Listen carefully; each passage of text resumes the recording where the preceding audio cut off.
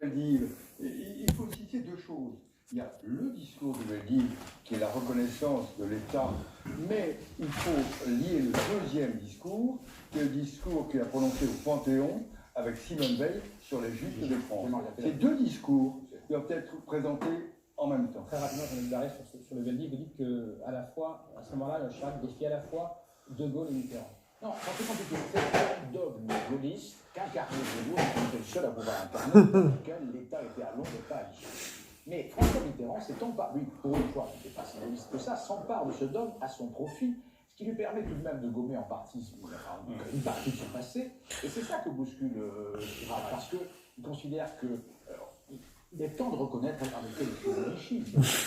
C'est devenu insupportable. Donc c'est un défi, plus qu'à De Gaulle, c'est un défi à François Mitterrand, et qui d'ailleurs l'a très mal pris. C'est un débat entre la légalité et la légitimité. Le gouvernement de Vichy, il est légal, mais il n'est pas légitime. Voilà. Thomas, pour en revenir à la dissolution, ce coup de poker raté, il va ouvrir une période de cohabitation, une nouvelle cohabitation qui va durer 5 ans, cette fois-ci avec Lionel Jospin là-dessus. Oui, et Chirac, qui est dégagé des contingences du quotidien, c'est le gouvernement, c'est Jospin qui s'en occupe, là, il va du coup se concentrer sur son précaré. Allez, deux images, deux photos. On est le 11 septembre, quelques jours après le 11 septembre 2001, Jacques Chirac est le premier chef d'État étranger à survoler les tours jumelles, signe de sa stature internationale.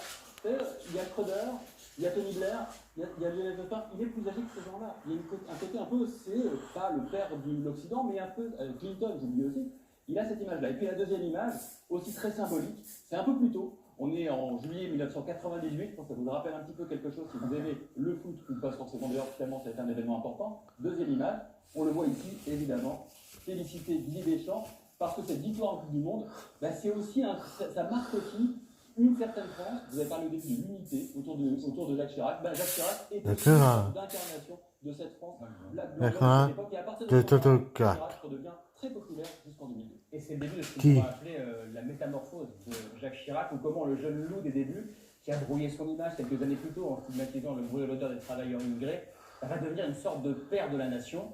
Cette métamorphose va être accélérée par le coup de tonnerre du 21 avril. Jospin balayé dès le premier tour, et au second tour, Chirac l'emporte contre Le Pen avec 82% des voix et choisit la place de la République pour s'adresser aux Français.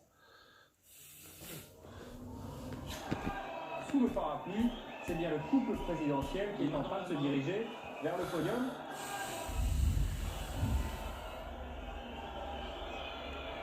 Ça y est, on les voit arriver, Jacques et Bernadette Chirac. La foule les a aperçus.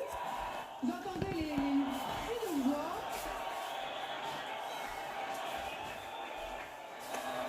Bonsoir, nous célébrons la République. Ne laissons pas retomber ce souffle qui nous a portés. Restons dans l'éveil, défendons la liberté.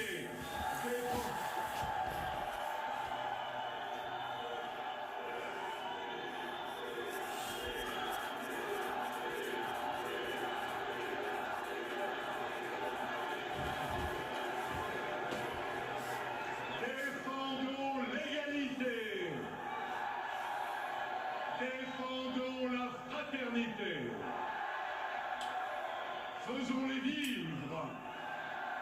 Soyons vigilants, soyons mobilisés.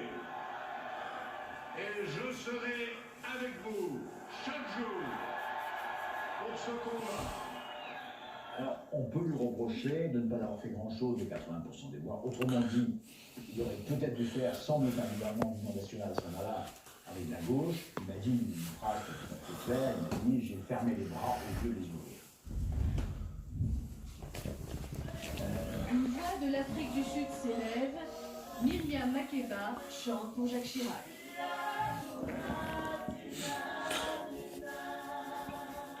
Lutter contre la pauvreté tout en préservant l'environnement, voilà le défi. Il ne s'annonce pas simple. Il s'est entouré d'écologistes parce qu'il comprend que c'est un problème important. D'ailleurs, sur ce sujet, il est très poussé par sa fille Claude.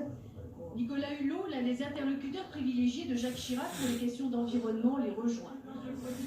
Notre maison brûle. Et nous regardons ailleurs. La métaphore est particulièrement bien choisie parce que l'on parle de réchauffement climatique. Nous ne pourrons pas dire que nous ne savions pas. Prenons garde que le XXIe siècle ne devienne pas, pour les générations futures, celui d'un crime de l'humanité contre la vie. Ont moins peur de la guerre que de Saddam Hussein. Les Français ont moins peur de Saddam Hussein que de la guerre. Les deux positions sont irréconciliables et on peut toujours compter sur Donald Rumsfeld pour nous l'expliquer. Soit vous souhaitez que l'Irak garde ses armes de destruction massive, soit vous préférez rejoindre une large coalition de volontaires avec ou sans résolution de l'ONU. Si vous n'êtes pas avec nous, en un mot, vous êtes contre nous. Les États-Unis viennent d'adresser un ultimatum à l'Irak. Qu'il s'agisse, je répète, du désarmement nécessaire de l'Irak ou du changement souhaitable de régime dans ce pays, il n'y a pas là de justification à une décision unilatérale de recours à la guerre. Et Chirac tient bon et apparaît évidemment, alors à ce moment-là, les Américains l'attaquent, le dénigrent, d'autant plus que, bon, il y a ce fameux discours prononcé par Villepin à l'ONU, très beau, sur le vieux pays, on connaît tous ce discours, et c'est un discours de paix, évidemment. Chirac pense que si on entre dans ces conditions en Irak, ça va être la guerre civile, et ça va être l'explosion de tout le monde arabe. C'est pas trompé. Il est un peu plus de 11h30, Nicolas Sarkozy raccompagne Jacques Chirac.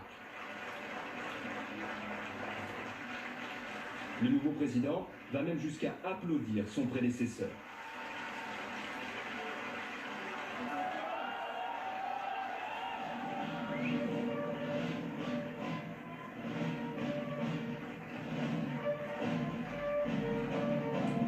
Film réalisé par Florent Maillet et Nicolas Dumont avec toutes les équipes de ces politiques. Un immense merci à elles, les équipes de ces politiques.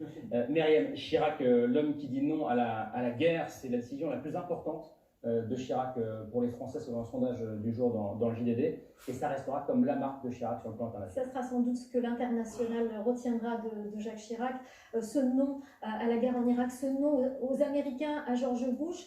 La presse arabe le dit aussi, ce non, c'est son trophée diplomatique. Pourquoi ? Eh bien parce que l'histoire lui a donné raison. On connaît, il avait dit, Jacques Chirac, à l'époque, privilégier la force sur le droit, ce serait prendre une lourde responsabilité. On connaît aujourd'hui le désordre causé par cette guerre en Irak, le désordre sur l'Irak, sur la région et sur l'international. D'ailleurs, la presse arabe l'a répété tout au long de cette semaine, l'idée d'un califat a germé dans les prisons d'Abu Ghraib à l'époque de cette guerre en Irak, et c'est les conséquences qu'on connaît aujourd'hui sur la région. Camille, pour clore ces années Chirac, aujourd'hui Chirac c'est un homme politique très populaire, on l'a vu encore ce matin dans les enquêtes d'opinion, mais sa fin de règne raconte une autre histoire. Oui, sur la fin de son mandat, Jacques Chirac bat des records d'impopularité. En 2006, un Français sur 5 seulement dit lui faire confiance. Et ça s'explique beaucoup par les affaires qui se sont multipliées. L'image de Jacques Chirac a été abîmée. Il y a une de Libération qui en est la parfaite illustration le lendemain de sa condamnation en 2011 pour abus de confiance, détournement de fonds publics, prise illégale d'intérêt. Jacques Chirac, c'est le premier président et pour le moment le seul de la Ve République à avoir été condamné par la justice. C'était pour les emplois fictifs de la mairie de Paris dans les années 90 quand il était maire. Alors on en parle peu dans ces moments d'hommage. Seules quelques voix se sont élevées comme le journaliste Edwin Plenel. Il a mis ce message sur les réseaux sociaux. Face au déluge d'hommages énamourés à Chirac, se rappeler que l'ex-président fut reconnu coupable d'abus de confiance, de détournement de fonds publics et de prise illégale. Jean-Louis Debré, qu'est-ce que vous répondez à ce bilan noirci par les affaires de Jacques Chirac? D'abord, un mot sur l'Irak. Je me souviens qu'il m'avait dit ils sont en train de construire un monde où il y aura de multiples Ben Laden. Deuxièmement, il s'est opposé à l'Irak alors que toute l'opinion bien pensante en France, y compris le patronat français, faisait des communiqués disant que c'était scandaleux. Ça, c'est pour Je me souviens, un jour, peu de temps avant le procès, je vais déjeuner avec lui, il me demande de passer, il est fatigué. Et dans ces cas-là, je suis là, je n'ai pas à parler, j'écoute. Et à un moment, il me dit, je ne comprends pas très bien ce qu'on me reproche. Tu sais, quand je vais en Corrèze, on me met dans les poches des petits plats sous. Est-ce que vous dites des petits mots, est-ce que vous pouvez vous occuper de mes enfants, etc. Et il me dit, regarde, cueille. Moi, on me reproche d'avoir aidé des gens qui étaient dans difficulté. Je me souviens un jour, il m'avait envoyé... Juste pour bien comprendre, ce qu'on appelle du clientélisme, lui a dit, j'ai aidé les gens, pour bien comprendre ce que vous dites. Qu'est-ce que faisaient les hommes politiques, les députés, les sénateurs sur la 3e et la 4e, et pardon, la 5e, si vous voulez. Ils tiennent des permanences. Et dans les permanences, il y a des gens qui viennent leur voir, c'est mon fils, il n'a pas de travail, est-ce que vous pouvez trouver un travail? Et il m'avait dit, je me souviens, toi qui es président de l'Assemblée nationale, est-ce que tu as remarqué combien d'agents, d'employés ont l'accent corrézien ou bordelais? Et j'ai dit non, je n'ai pas remarqué, je vais dire remarque. Est-ce qu'on me reproche ça? Et je me souviens toujours, l'affaire était passée, il m'envoie un petit mot, j'étais au conseil, et sur une lettre que quelqu'un lui avait adressée, il dit « Trouve un emploi pour cette jeune femme ». Et je dis « Monsieur, on vous a reproché ça ». Oui, mais tu sais, ses parents sont au chômage, et je n'ai pas le droit de la laisser tomber. Et donc c'est un état d'esprit, c'est une époque, voilà. Est-ce qu'il en a profité lui-même? Il n'en a pas profité. Mais il n'a pas profité. Je connais un certain d'emploi. Les gens ils disaient à l'administration, occupez-vous de ça. Il ne faisait rien, et on n'osait pas, à mairie de Paris, lui dire il ne fait rien. Jean-Yves Barret, dans votre livre à paraître mercredi, vous écrivez « Le plus difficile reste à faire ». Racontez l'histoire d'une présidence que beaucoup estiment en grande partie manquée. C'est ça le défi de... Oui, non, mais c'est-à-dire je ne pense pas qu'elle soit manquée. Mais en effet, aujourd'hui encore, trop souvent, j'entends dire Chirac, sympa, etc., mais il n'a rien fait. Ce qui vraiment, je démontre le nombre de choses qu'il a faites. En effet, est-ce que c'est une erreur de communication? C'est quelque chose qui n'a pas fonctionné? Je pense que lui-même, d'ailleurs, n'avait pas ce souci qu'ont beaucoup de ses prédécesseurs de vendre ce qu'ils font ou ce qu'ils ne font pas, d'ailleurs. Il n'avait pas ce souci-là, donc c'est évidemment... Et l'utilité des mémoires était, entre autres, celle-là, c'est-à-dire d'expliquer vraiment, et progressivement, d'ailleurs, j'ai vu qu'il y prenait goût. Il m'expliquait ce qu'il avait vraiment voulu faire. Je ne pense pas qu'elle soit manquée. Évidemment, l'histoire de la dissolution peut donner cette impression, ça c'est clair. Ce film, messieurs, nous ramène progressivement jusqu'à aujourd'hui, 2019, et les images du jour, elles étaient aux Invalides. On revient à ce qu'on disait en début d'émission, où des milliers de Français se sont recueillis autour du cercueil de Jacques Chirac, une émotion parisienne qui a aussi été cette semaine une émotion corrézienne. La Corrèze, fief électoral de l'ancien président de la République, Maxime Darquet a sillonné les routes de campagne empruntées par l'ex-président à la rencontre des premiers Chiraciens. C'est sur le terrain.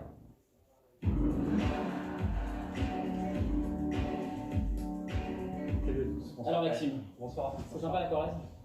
Comme dirait Jacques Chirac, la Corrèze, c'est loin, mais c'est beau. Alors, mon périple, je l'ai commencé à Saran, au musée Jacques Chirac, ou plutôt sur le parking du musée. Sitôt descendu de la voiture, j'ai croisé des fans absolues de Chirac, des fans venus en pèlerinage. On est venu voir le musée, on est venu rendre hommage au président. On est des Chiraciens, nous, donc on a toujours connu Chirac. Chirac, c'est notre enfance. Chirac, il était là, il était partout. Il était très sympathique. Tout le temps amoureux. Une fois, j'étais en mobilette, il est venu me voir, il m'a dit « Vous êtes un motard ?» J'ai dit « Oui, je suis un motard. » Non, c'était quelqu'un de très très bien. Il était capable de côtoyer à la fois des gens